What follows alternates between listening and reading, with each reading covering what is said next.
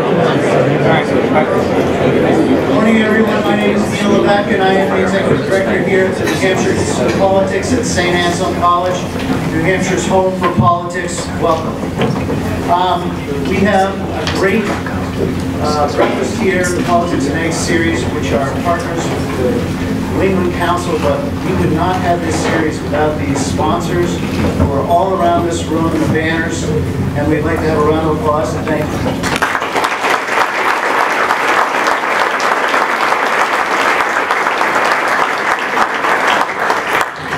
Our president, Stephen DeSalvo, could not be here today, but if he was, he would say thank you, especially to Bank of America, the large bank that has a local phone number that we can call when we need to help here and do some civic activities for New Hampshire, so we particularly appreciate them. There are many dignitaries here today, and if I tried to recognize them, I'd be in trouble. Just a couple quick things. A great Floridian is here, Anna Navarro. She's right here. She's a friend of the Institute.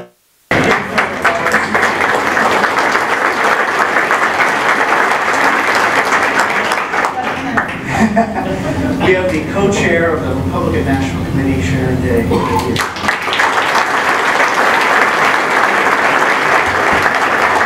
Stephen Dupree, who is our National Committee man, is here.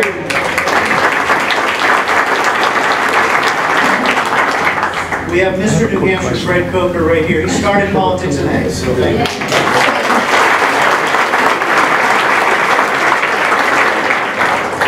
We have our senior fellow, Peter Flaherty, here today as well.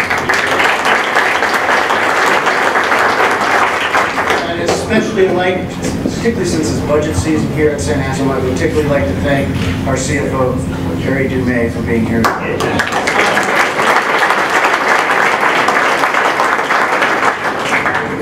The President of the New England Council, Jim Brett.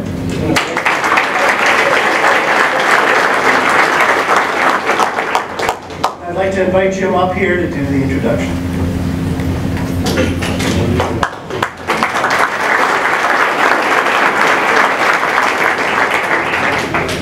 Thank my wife and my sister for starting that applause. Neil already introduced so many distinguished people. I always start off by saying there are so many distinguished people here. You all know who you are, but he did mention so many of them, but I would be remiss if I didn't mention one person, and that is somebody that I grew up watching, and many of you grew up watching on TV, and that's Bob Schieffer, who was here.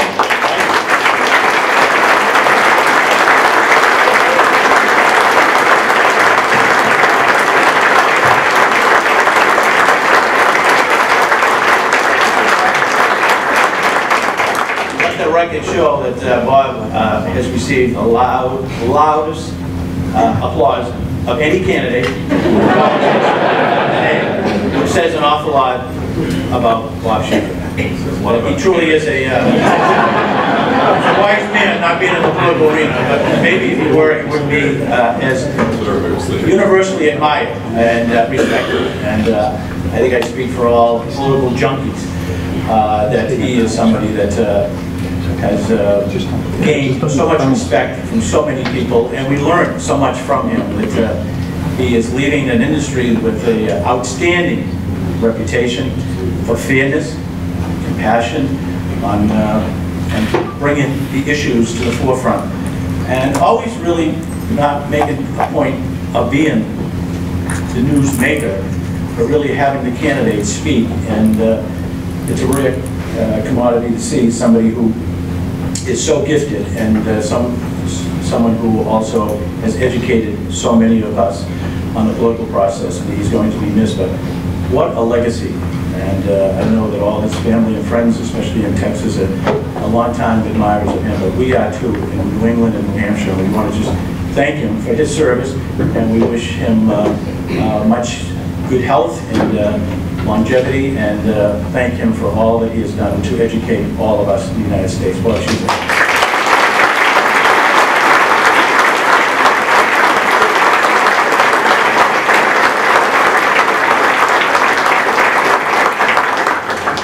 Neil has already mentioned the sponsors. The sponsors are the people who pay for these venues, and the sponsors are our corporate neighbors here in New Hampshire and New England, and they are outstanding civic leaders as well in these companies, and we are very proud to have them support eggs. And if you see any of these companies, you should say thank you for putting on this Politics and Egg service, because it's a great venue. It's a great service to the citizens of New Hampshire. If I could just give you a quick couple of New England Council agenda items that are coming up in the next few days. On May 5th, we're going to hear from one of the newest members of the New England Congressional Delegation, Seth Moulton. We have 3 new members of the Congressional Delegation in New England, and he'll be speaking to the New England Council. Many of you have attended some of our Capitol conversations in Washington, D.C. On May 13th, we welcome back Congressman Joe Kennedy for breakfast. June 5th, we'll have Catherine Clark from Massachusetts be speaking to the New England Council. Many of you have already commented on the advanced manufacturing report that we released this past week that Deloitte was generous enough to support, and what we were able to achieve in this advanced manufacturing report is to say that this is a sector of the economy that continues to grow in New England. It is no longer a dark, dirty, dangerous, declining industry. We've rebranded the advanced manufacturing, that it's a growth industry. An awful lot of students here in New Hampshire, New England, like to choose to go into this field, and if you have an opportunity to look at a report, I think you will agree. It's not just a report, it's not just a document, it's a roadmap on how we achieve even more jobs here in New England. So I wanted to thank Deloitte. Again, today, of course, we're honored to welcome a man who was no stranger to presidential politics, former Florida Governor Jeb Bush. The governor comes from a family with a very proud history in public service. He's here in this great granite state as he considers whether he will follow in his father's and his brother's footsteps in running for President of the United States. The governor was born and raised in Texas, but he did take a brief detour to New England, where he attended Phillips Andover Academy, just a short ride down 93 from here. And then he attended the University of Texas and graduated Beta Kappa. Clearly, the New England winters scared him off a bit. I can see why. They weren't normal. They have that same reaction. In the early 80s, shortly after his father's successful run for vice president, Governor Bush moved to Florida to pursue a career in real estate development. And his first foray into public service came in 1986 when he was named Florida Secretary of Commerce, a post he held until 1988, when he resigned to help with his father's presidential campaign. He returned to Florida, first ran for office in 1994. He was very narrowly lost the race for governor. But undeterred, ran again in 1998 and was victorious. 4 years later, he was re-elected to a second term, making him Florida's first 2-term Republican governor.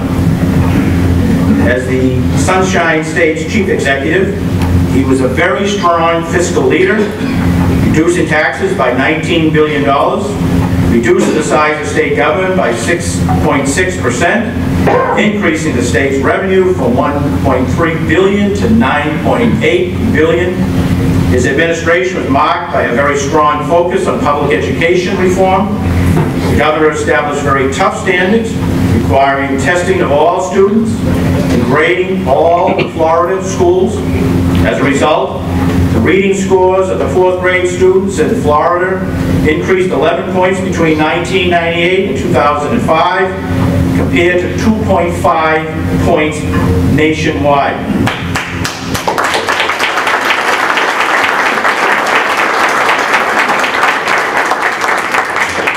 The governor's family. The governor also established the corporate income tax credit scholarship, which provided corporations with tax credits for donations to scholarship for low-income students. The governor has remained active in advocating for improved public education since leaving office. In 2004 to 2007, he served as a board member the National Assessment Governing Board, which was created by Congress to establish policy on reports examining the K-12 students' academic progress in America's public and private schools. In addition, its Education Foundation has advocated for Common Core standards. The governor is here in this great granite state, so he considers his future. And we are delighted that he could join us this morning to share his vision for the future of our great nation. Please join me in welcoming a warm welcome.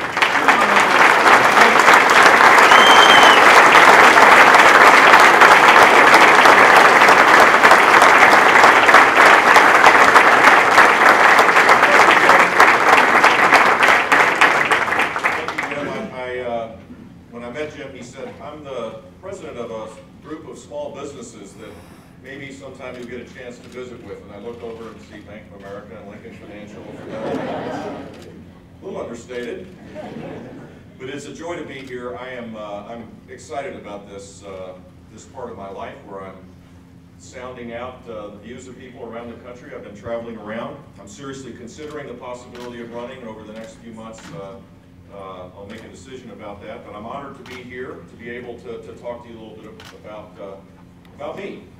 It's kind of interesting. I'm looking out at this room, and I'm seeing these incredible pictures, some of which bring back really fond memories. Guy over there, guy over there. So I know for a fact if I go beyond the consideration that I'm going to have to show my heart, show who I am, tell my story. It's a little different than the story of my brother and my dad. This may come as a shock to you, but you have brothers and sisters, so you may appreciate this. We're not all alike. We make our own mistakes in life. We are on our own life's journey, and mine started in Midland, Texas when I was born, and we moved to Houston. But the transformative part of my life, actually, I give credit to Andover. So kudos to New England in that regard, because they got a chance to go to Mexico. I actually didn't like my experience at Andover that much, but two things that they gave me: the ability to think. In fact, I didn't really need to go to college after going through one of the hardest academic experiences of my life. I learned how to learn, I learned how to challenge assumptions, I learned how to think, and I met my wife in León, Guanajuato, Mexico at the age of 17, and I fell madly in love. I was a fairly normal kid, I would say, at the time, and I got my life ordered like nobody's business. I got organized first to try to make sure that she had the same passionate love for her that I had for her, and I finally convinced her of that, I guess. We got married when I turned 21 and she was still 20. I graduated from the University of Texas in 2 years with a degree in Latin American Studies. Some would say that was my second Latin American Affairs degree. And off we went on our life's journey. I have 3 kids. Jeb Jr., who lives in Coral Gables near us, and who's married to Sandra, and they have 2 beautiful daughters. Noelle, who lives in Orlando, who I love dearly, and George and Mandy, who live in Austin, Texas. George, I'm particularly proud of. This last time, Bob, you may appreciate this, was the highest vote getter percentage-wise on the ballot in Texas. Got 62% of the vote, and I'm really proud of him and Mandy because 4 days ago they brought Jack into the world, my 4th grandchild.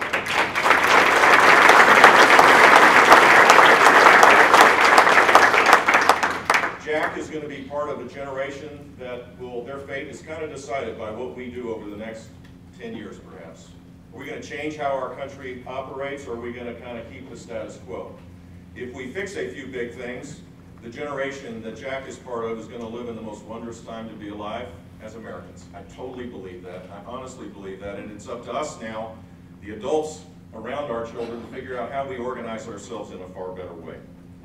I've done something that was a little odd for someone who's thinking about running for office in Washington, D.C. these days. I actually signed the front side of a paycheck with pretty good regularity when I was in business. I formed a business with my friend Armando Codina in Miami. It started with 3 people, Lourdes, Armando, and Jeb, and we built it into the largest full-service commercial real estate company in South Florida. And anybody in business knows that it's not all the way the progressives decided for us. Kind of the top-down driven approach where we're all supposed to get in line and it's just going to happen because it's all planned out. America at its best is an America that is dynamic, that embraces the unforeseen, that takes risks, that when there's a failure, you dust yourself off and you go at it again and again and again. And the interaction of all of us together creates more prosperity, more potential, more innovation, more creativity than any government program ever created. And I know that firsthand because I did it. And it was a joyful ride. And we built up a business for 3 people to 280 before I did something else. I got to be governor of the state of Florida. Now Florida, many of you may know because I see some of you. I won't tell you which ones, particularly in December and January and February. I see you in the streets, wandering around, checking things out. Florida is a dynamic place. It has more people moving in, the 3rd highest number of people moving out. It is purple as purple can get. I don't need to remind you of that. It is a state that is constantly changing. And I got to apply conservative principles in a way that made it possible for a whole lot of people to rise up. And I think going forward for our country, we need to embrace conservative principles, not just talk about them, but apply them in a way that gives people hope again. Today in America, when polled, adults think their children will have less opportunities than what they had. I don't know about you, but that deeply troubles me. And I know how we fix it. We fix it by fixing the things that make it harder for people to rise up. In the 6th year of recovery, it is shameful that median income is lower than it was at the start of the recovery, but that's the fact. In the 6th year of a so-called recovery, it is shameful that there are more businesses failing than starting in this country. In the 6th year of a so-called recovery, it troubles me and it should trouble you that business formation rates are lower than they were in the 1980s, and that workforce participation rates are lower as well. Think of all the lives where full potential is not being met. And so, as governor, I got a chance to take these principles and apply them. And I'll give you a quick rundown. $18 billion of cumulative tax cuts, 13,000 person reduction in the state government workforce, a AAA bond rating, a $9.5 billion of reserves when we ended, less than $1 billion when we started. I was called Vito Corleone, which is, I was called a lot of things actually. The one I liked the most was Vito Corleone because I vetoed 2,500 separate line items in the budget, totaling $2 billion to create some order. My objective was that personal income would grow faster than government income, and it did. Personal income, the GDP of the state, if you will, grew by over 4%. The national average was closer to 2.5% during that same period of time. And the net result was that Florida began to lead the nation in many ways. And the one place that I'm most proud of is the fact that we did this in education as well. We were 50th in the country, and there are only 50 states, in a graduation rate. But since the time we began to reform our school system, and it was dramatic, grading schools A, B, C, D, and F, 100% based on student learning. Ending social promotion in 3rd grade, this insidious policy that exists all across this country that says that if you can't read, go ahead, it's okay. From 3rd grade to 4th, it doesn't matter. Of course it matters. And we have this huge learning gap.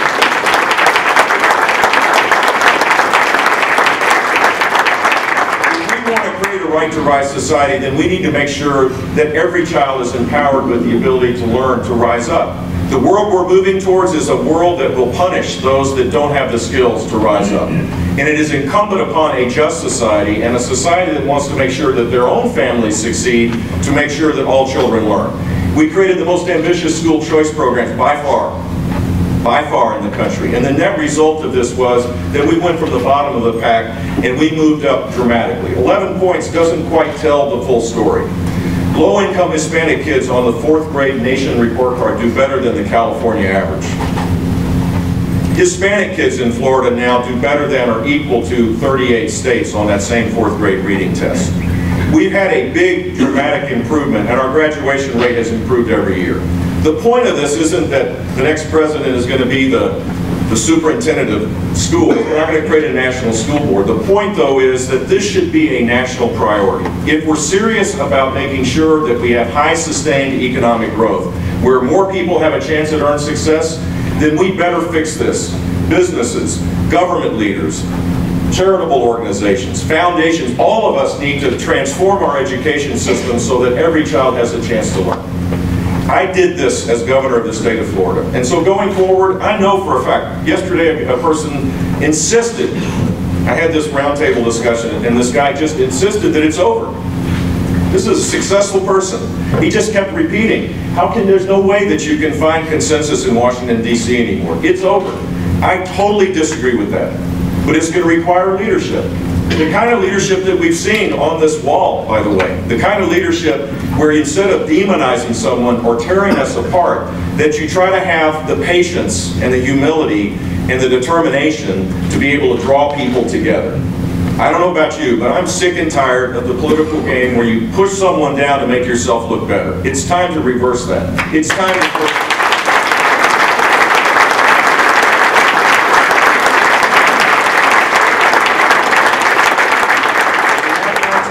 The practical experience of being a governor, I think, works. The final thing I'll say, and then we'll open it up for Q&A, is that we can't create high sustained economic growth in this country over the long haul, which should be the mission, irrespective of your ideology, unless we re-engage with the rest of the world in a way that creates a more peaceful and secure world.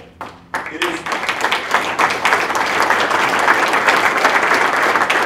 simply put, the disengagement, the belief that American power used judiciously isn't a force for good in the world, that America's presence in the world somehow creates more problems than benefits, needs to be reversed, and it needs to be reversed very quickly. America has led the world, and it has created a more peaceful and secure world for us and for the rest of the world. It has been a bipartisan consensus that has been ruptured, and it needs to be rebuilt. Our friends need to know over the long haul that we have their back. And our enemies need to fear us a little bit, just enough, for them to deter the actions that create insecurity. Restoring the alliances and restoring the relationships that will create less likelihood of America's boots on the ground has to be the first priority of the next President of the United States. With that, I will open it up for questions, but let me conclude simply by saying that, Jim, I honestly believe that we're on the verge of the greatest time to be alive. I honestly believe it. If you just look at the world, how it's unveiling, see the stories. Little Jack will live till he's 130 years old. That's the new science. That's the discoveries, much of which is going on in this region. Discoveries that will cure diseases, medical devices that will allow people to live lives of purpose and meaning in ways that we can't even imagine today. Information technology that will give us the chance to be able to do things that are unimaginable as well. All of this is at our doorstep, but we have to fix how we tax, how we regulate, fix a broken immigration system, challenge the orthodoxies of a broken education system, challenge the notion that somehow our entitlement system can stay as it is. All of those things, if we fix them, this will be an extraordinary time to be in America. Thank you.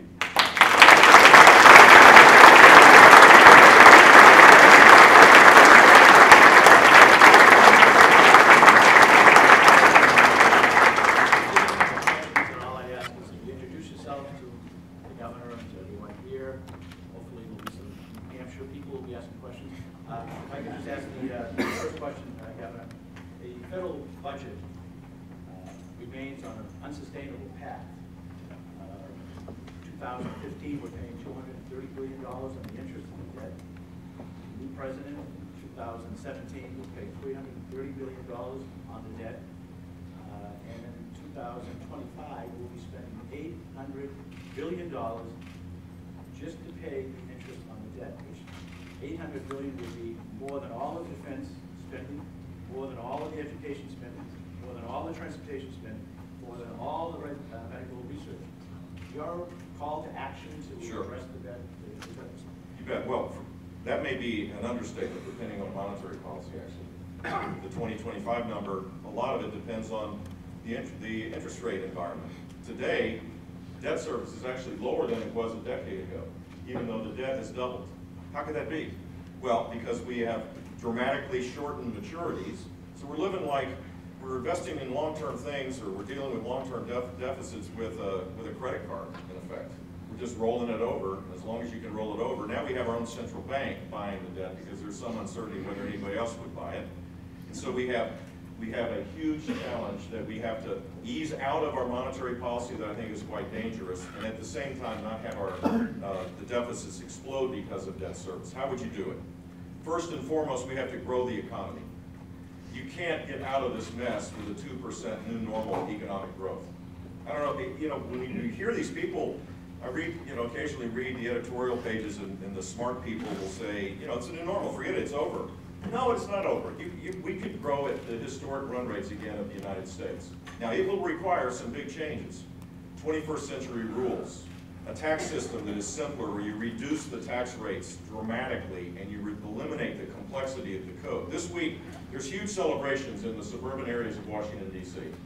They're doing victory dances. We've kept the code so complex, we've kept the rules so complex that all of the compliance and the accountants and the lawyers and the lobbyists that exist, if you ever fly from Dulles to go into Washington, D.C., it's all made up for the complexity that we should try to shift downwards to create a more simplified way for economic growth to take place. We need to fix a broken immigration system and turn it into an economic driver. We need to embrace the energy revolution that's here, that this administration is doing everything it can to try to push back and make it harder. Hundreds of billions of dollars of investing in infrastructure for high-wage jobs in this country will happen if we embrace the North American energy strategy. So if we grow at 4% rather than 2%, the revenues that come in far exceed the most exotic tax plans ever proposed by the liberal left. Never in their wildest dreams could they get to $1 trillion of recurring revenue for government by the 10th year, the differential between the tepid growth we have now and the high growth. The other thing that we have to do is fix our entitlement situation over the long haul. It's clear this budget deficit is, I just read this week, is something like $400 billion for this 6 months. And government grew by 6 or 7% year, 6 months over the previous 6 months. That's extraordinary when we've had sequester. It's pretty extraordinary. And the reason is that we've seen an explosion because of Obamacare, of Medicaid, and an explosion of Medicare because of our demography. And we have to fix it. And there's ways to forge consensus to do just that. And then if you grow, if you deal with the out-year costs that are going to drive the deficit to a point where we're going to have fiscal disaster, and then you begin to reform government itself. And I'm nerdy enough to actually think that is one of the coolest challenges that you can ever imagine. Our government doesn't work the way it should. And there are many examples in local government and state government where there's been a transformation, and that's what we need as well. I think we have our friend from New Hampshire, AARP. Right here. Bob? Governor, thank you so much for being with us. Thank you for your time. You got a mic coming. There it is. Thank you for being with us. Thank you for your time, and we all appreciate it very much. We've been looking forward to it. My name is Bob Jens. I'm a volunteer with the AARP and our 228,000 members. So therefore, you probably have an idea what my question is going to be about. Early childhood education.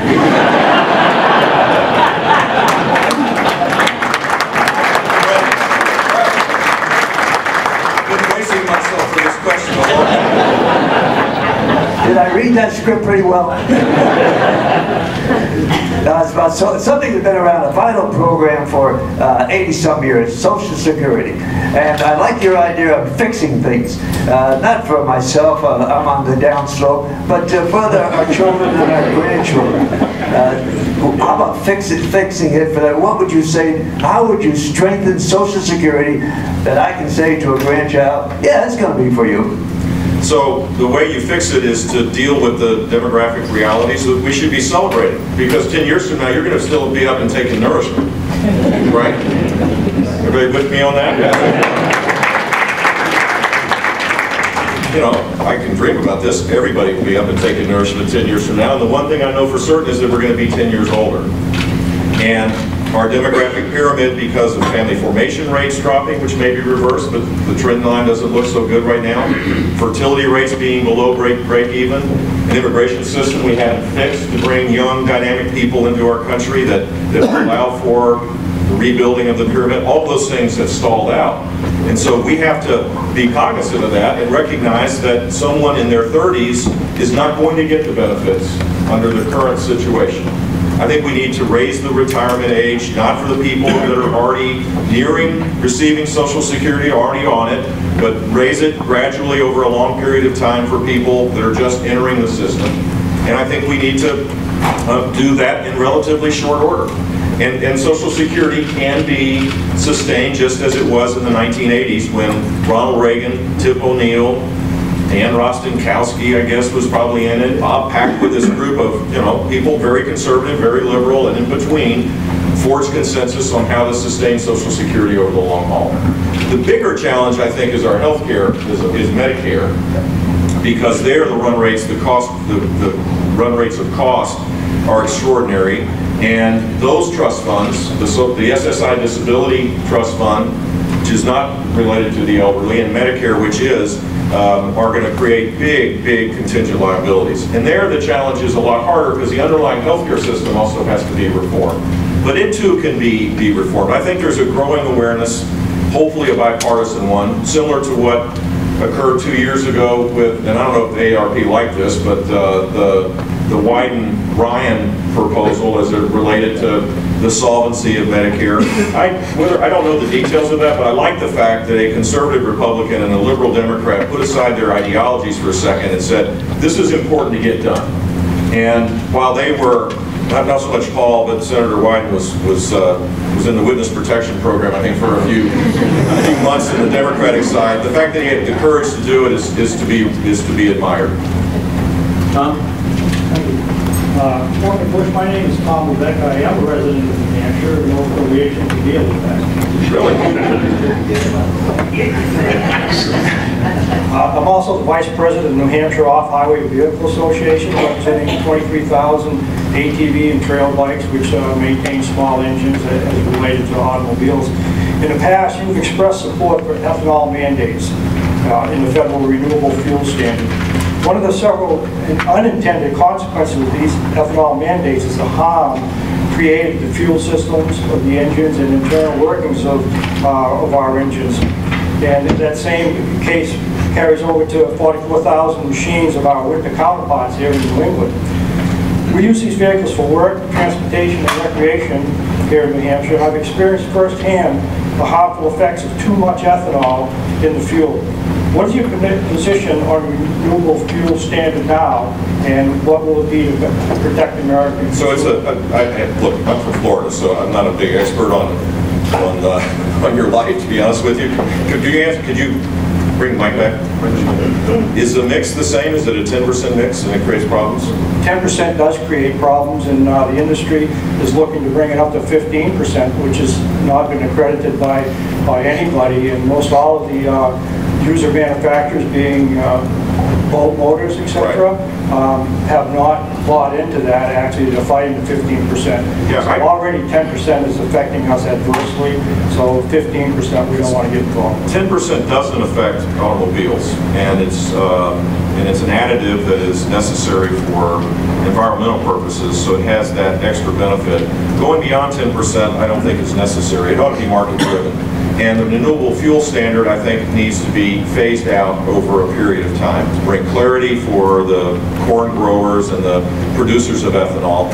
We've created this system, and now we have a large economy around it. I don't think overnight you just cut it off, but you should phase it out. And I don't think, the concern that the ethanol folks have is access to the pump, if you will. That if they have a competitive product, they'll be pushed out because the oil companies will want to keep their franchise and sell more gasoline or sell more diesel or whatever.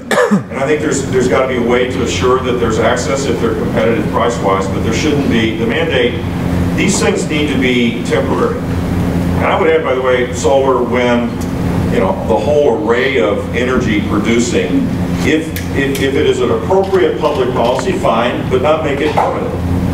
That ultimately the markets are going to decide what the best form of energy or fuel transportation we have. Can I make a shameless plug for something I did in Florida that directly relates to what you do that doesn't relate to this particular subject? I signed into law when I was governor in 2006 a no net loss of lands for hunting and for recreation.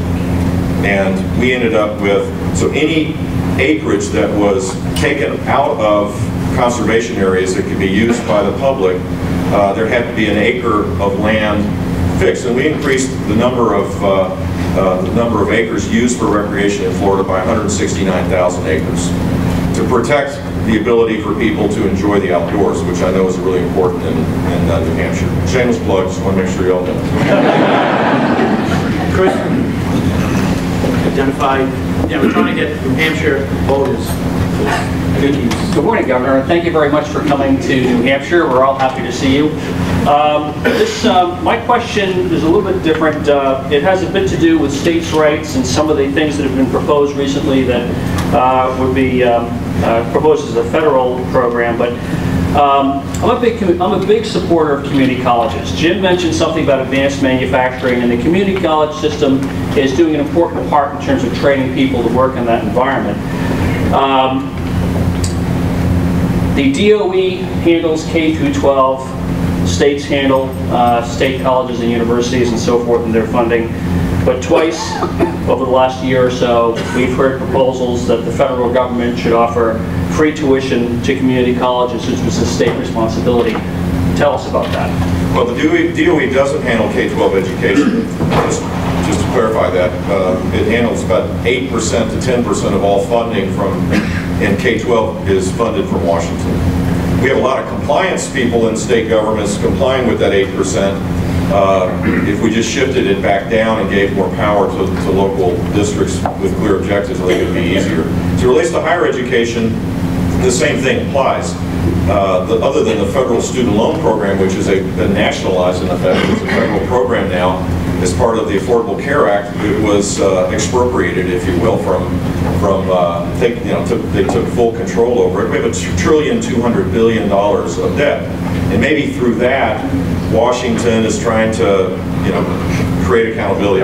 The details of that I don't know, but they're not. I mean, the idea of giving something free, it's political. It's poll driven. Someone did a focus group. Free stuff, free community college. It's a great soundbite. I too agree that our community colleges are great, and it is a low-cost, affordable way for many people to get back on track, or for many people to graduate from high school and get an AA degree or an AS degree, or get 2 years of the basic education and be able to go to a slightly higher cost alternative, whether it's public or private, to get your 4-year degree. I think the idea of free community college, proposed, by the way, I don't know if you remember this, within the same week, he proposed eliminating the tax deductibility of 529 savings accounts. How many, just out of curiosity, how many people here have invested in a 529 savings account? I mean, what's the point of this? I mean, so you are bad because you're saving for your family, and I'm going to give free stuff to everybody else. This is the wrong approach. This is just the wrong approach. I think community colleges are great because they're embedded in the community. They organize their priorities based on the needs of business and the needs of the community, and it ought to stay that way. Marjorie, Ted. Marjorie, you finally made it. Congratulations. I've heard you talk a lot about the limitations of government intervention in community affairs and individual affairs. I wonder, from the standpoint of 2020 hindsight, to what extent would you alter what you did in the case of the Terry Schiavo case and the fight over removing her from life support? I don't think I would have changed anything. I stayed within the constitutional responsibilities or authority that I had. We changed the law first, and it was a year later was ruled unconstitutional, and then basically didn't have the ability to do anything. The federal government tried to intervene, and that was also ruled unconstitutional, and so she starved to death.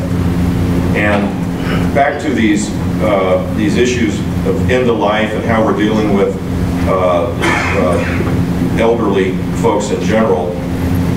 In hindsight, the one thing that I would have loved to have seen is an advance directive, that the family would have sorted this out rather than hearsay be the driver of this. That would have been better. I think if we're going to mandate anything from government, it might be that if you're going to take Medicare, that you also sign up for an advance directive where you talk about this before you're so disabled that then there's fights amongst the family. I know for a fact that the Schindlers were more than happy to take over the care of this child, and I supported that. And I think life is precious is a definition of what kind of society we have from the beginning to the end. There should be some respect, and so I'm traumatized. You know, I feel sad. It was one of the most difficult things I had to go through. It broke my heart that we weren't successful in sustaining this person's life so that she could be loved by her mom and dad. But the courts decided otherwise, and I was respectful of that. Lenny, Lynn, and then Ted.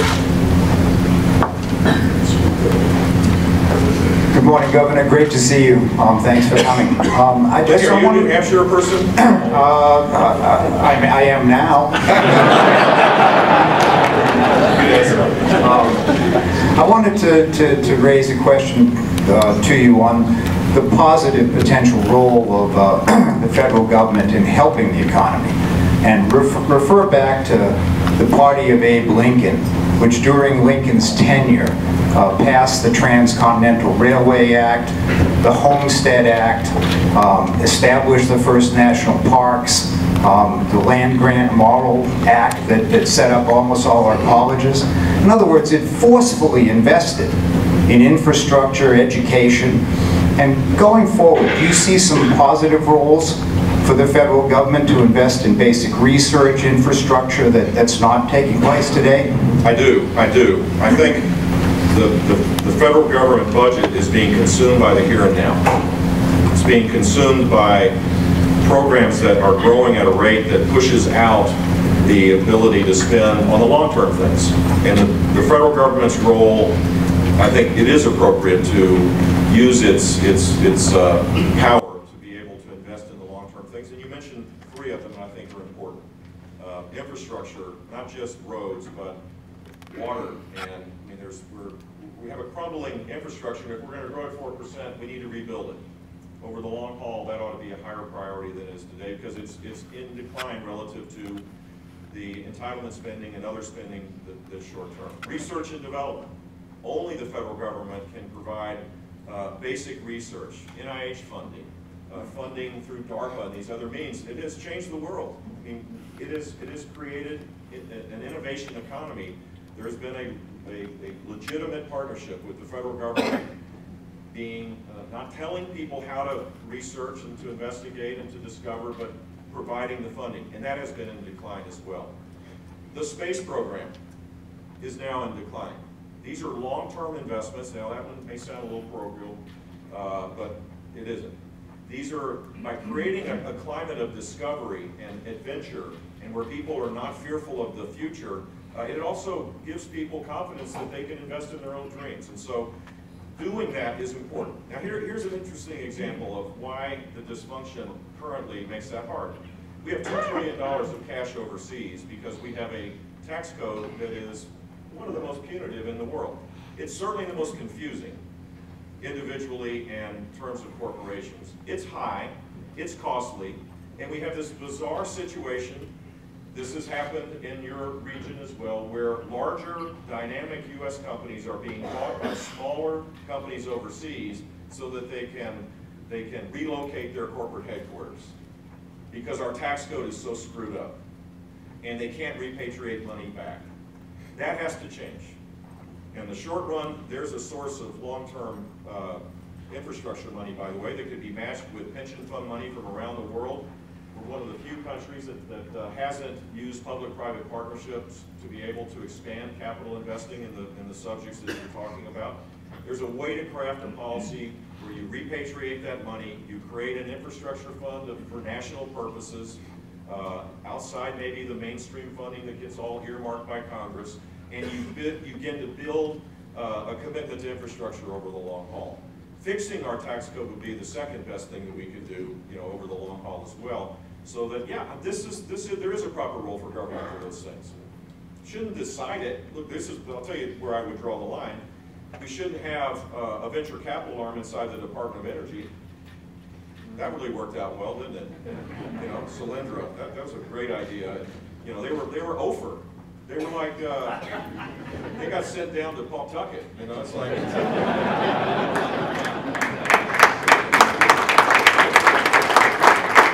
Government doesn't do well when it picks winners and losers, but it can do big things by providing a long-term strategy of investment.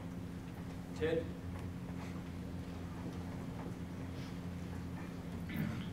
Good morning, Governor. Glad for you to be here.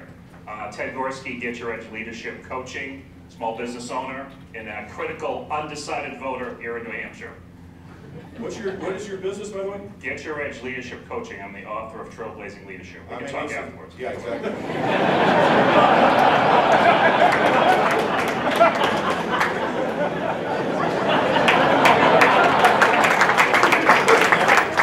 It's a great airtime, Governor. Appreciate that. This man is no longer undecided.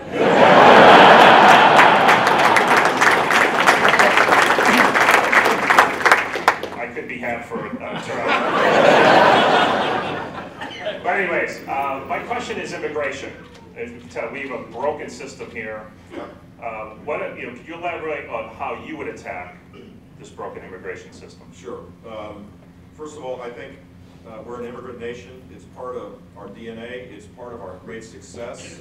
It has been a driver for much of the success that we have. Not all, for sure, but it has been hugely important for who we are as a nation. And I think sometimes we depreciate that value a little too much, to be honest with you, in the world we're in today. We need to control our border first and foremost. There's no confidence right now that any kind of change in our immigration laws will work, because people think, well, people just keep crossing the border and we'll just have a larger and larger number of people coming illegally. Effectively, the best policy would mean that coming here illegally is a lot harder than coming legally. So first and foremost, control the border. Deal with the 40% of illegal immigrants that come with a legal visa and stay. That's not the most complicated thing to figure out how to deal with, but yet we just let it languish.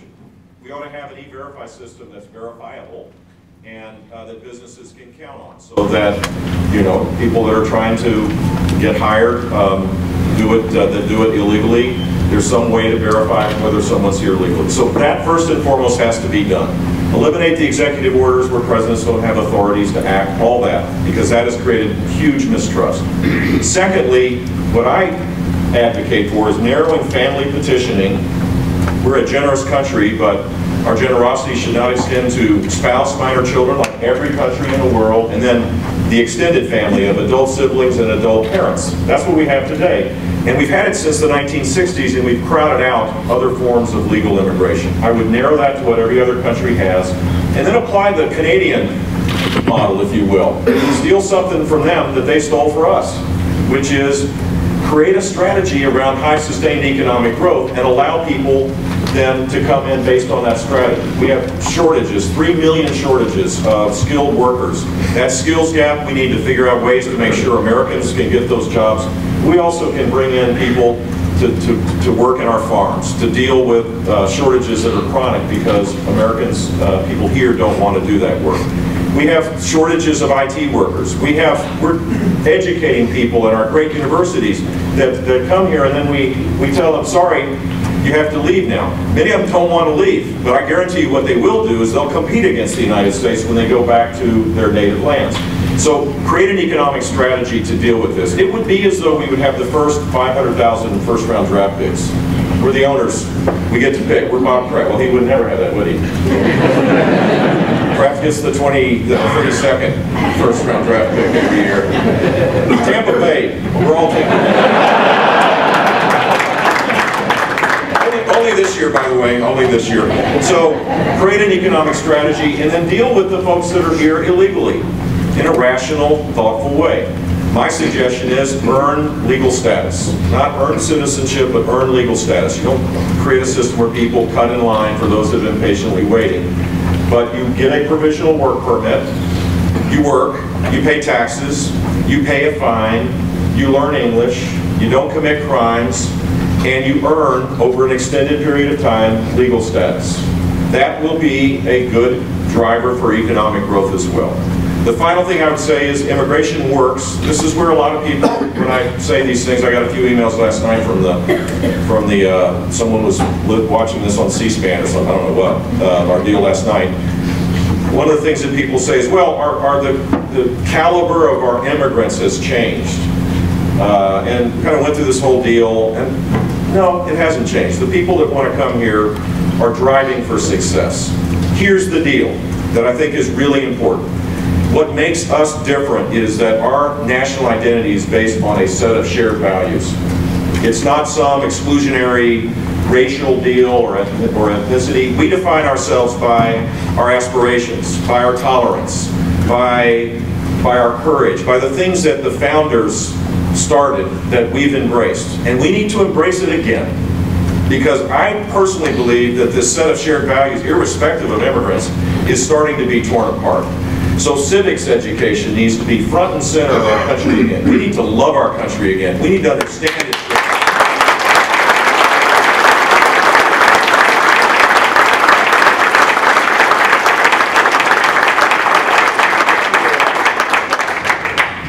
This is a pretty good place to be advocating that, since the founding of our country is, came from here. That is important, not just for immigrants, but for ourselves. That would be part of a strategy, I think, to get to 4% growth as well. So I need your card. Maybe we get two more undecided voters. Diane Mercier, and then one in the back. Diane? Thank you for that response on immigration in our country. So my question is about energy. Can you identify yourself? Diane Mercier, good morning, New Hampshire resident, not yet a native. So my question is on energy policy, and if you believe what you're hearing, we have more fossil fuel in the ground than we'll ever be able to consume, certainly more than we were able to consume without raising our Earth's temperature by 2 degrees, which would be pretty devastating for us. So what I want to understand is perhaps what your energy policy would be and how that might also include the environment. Sure. So right now, we're one of the few countries that has reduced carbon emissions because of the natural gas revolution, converting from coal and conservation. The two things that have driven a reduction in CO2 emissions we're consuming less, even though partially because of the tepid growth, but also because the unit of energy not consumed is probably the most effective investment that we can make. It gets the quickest returns, and you're seeing a continued revolution in industry and agriculture and our own daily lives. We're offered metering, all the things that now we can do to control our lives is also reducing consumption. But the other key element is this natural gas revolution that is taking place. And we can continue to reduce carbon emissions by taking advantage of the abundance of natural gas. We were below 10 years of supply. Companies were spending billions of dollars to build LNG import facilities that no longer are viable because natural gas prices have dropped by 70–80%, and now we have the potential of exporting natural gas, and we still have over 100 years of supply. And I don't think we ignore that. One thing that worries me about, the climate is changing, and I'm concerned about that. But to be honest with you, I'm more concerned about the hollowing out of our country, the hollowing out of our industrial core, the hollowing out of our ability to compete in an increasingly competitive world. We need to restore our competitive posture, which I think our energy revolution will allow us to do, and then simultaneously with that, be cognizant of the fact that you can't, that we have this climate change issue, and we need to work with the rest of the world to negotiate a way to reduce carbon emissions. We are reducing it. The rest of the world is the place where, certainly in the emerging world, where you have the greatest challenges.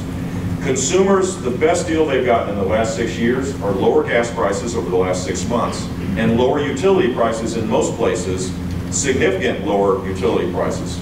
And I think we should continue that. We should be celebrating the fact that take-home pay for a lot of people is now rising because of the innovation that has taken place in America. Uniquely American, by the way. A Greek immigrant, using 2 existing technologies through trial and error in a private business, embracing private property rights, has created this revolution. George Mitchell at Mitchell Energy is taking a risk, found a better way of doing things that dramatically reduced costs and expanded in a way that would have been unimaginable in 15 years, the amount of natural gas. That should be a source of celebration because it only would happen in the United States. Question in the back? You. Yes, you.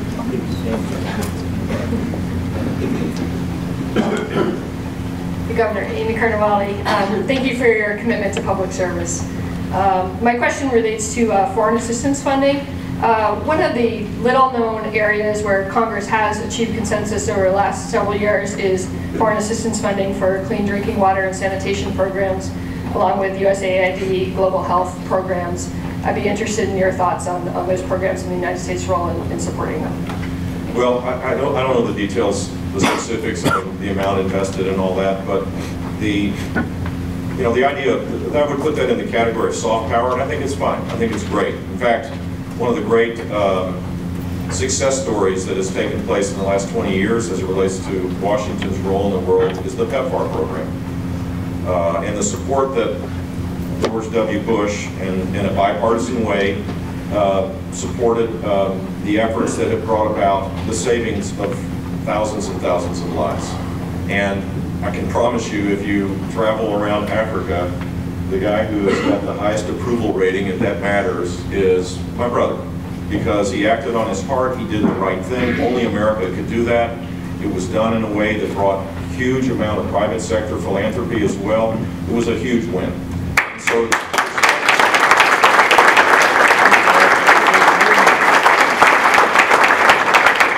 I think soft power without hard power, without the presence of America in the world, where we begin to, we see how people now no longer believe the United States will stay engaged, it won't work.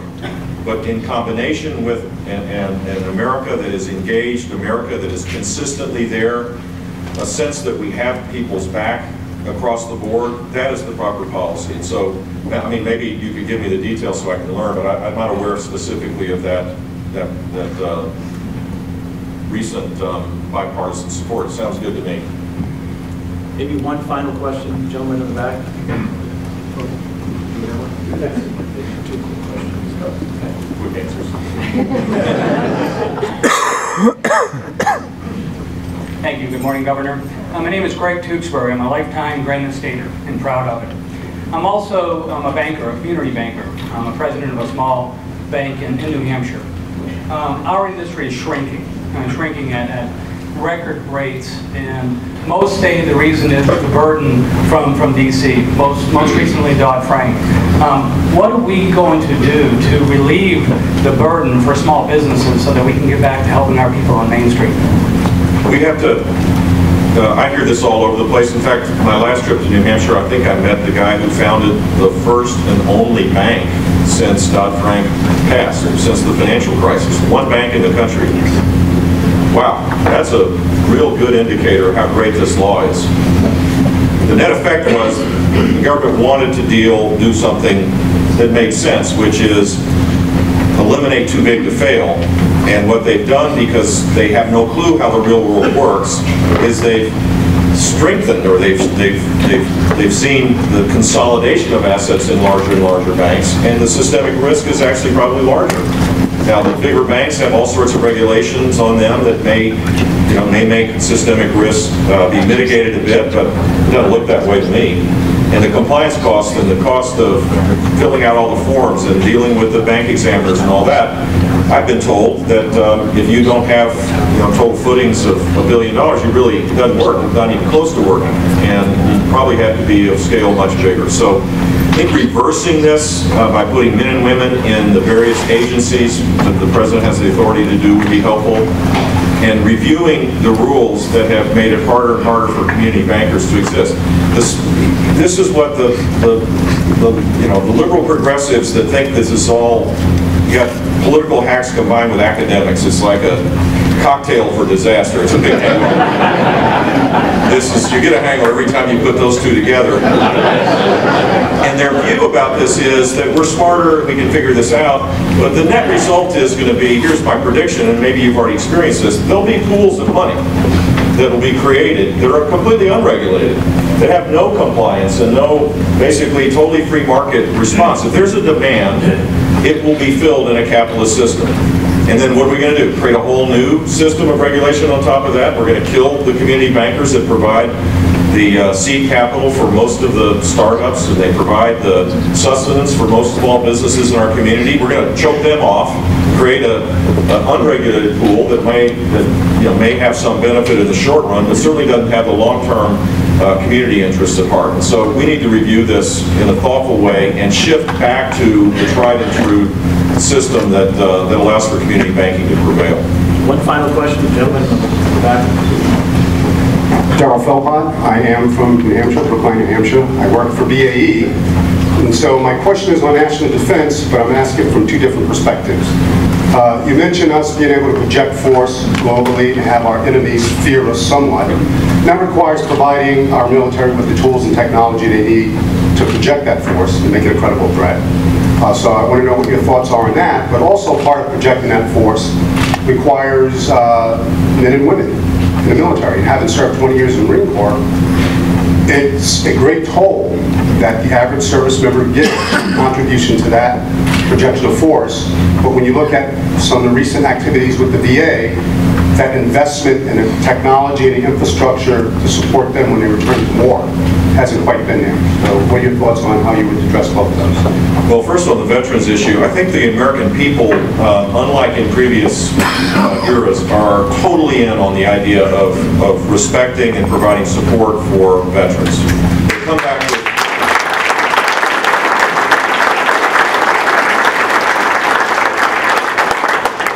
with different challenges than maybe Vietnam War vets. Some of them similar, some of them very different.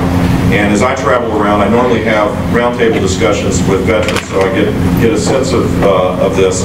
And frankly, the Veterans Administration has let people down. It hasn't operated, moved to the 21st century. I was in Denver 2 weeks ago, I guess, and in Colorado Springs, and the Denver Veterans Hospital was supposed to cost $250 million, which is a lot. That's a pretty good sized hospital. And right now, it's all in at 900 or 850 million, and the expectation is it'll cost $1.8 billion. Wow. I mean, that's pretty hard to screw up. It's like it's hard to mess up our relationship with Canada. We've done it. I mean, it's like things that you just always assume that you can do right, and this is clearly not a great day in the Veterans Administration. But increasingly, the vets that I talk to say we need a choice. We shouldn't have to travel hundreds of miles to get care after a long wait. We should be able to be empowered to make choices if we want to with our, private healthcare provider.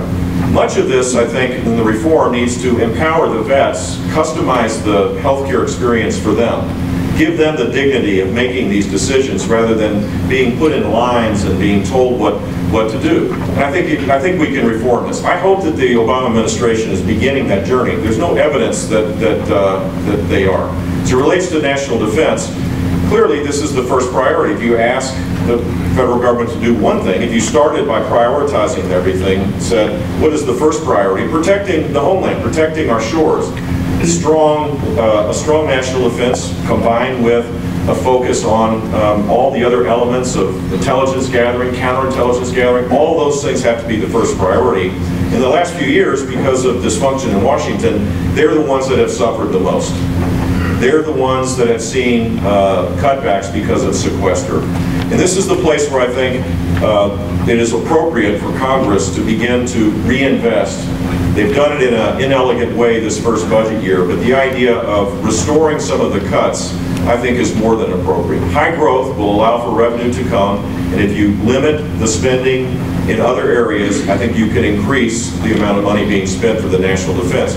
Your point is that the morale of the military will decline, as it is doing so when there's a sense that we're not committed to making sure that we have the best resources available for our troops, and I agree with that. Well, with that, I just want to thank the governor for stopping by.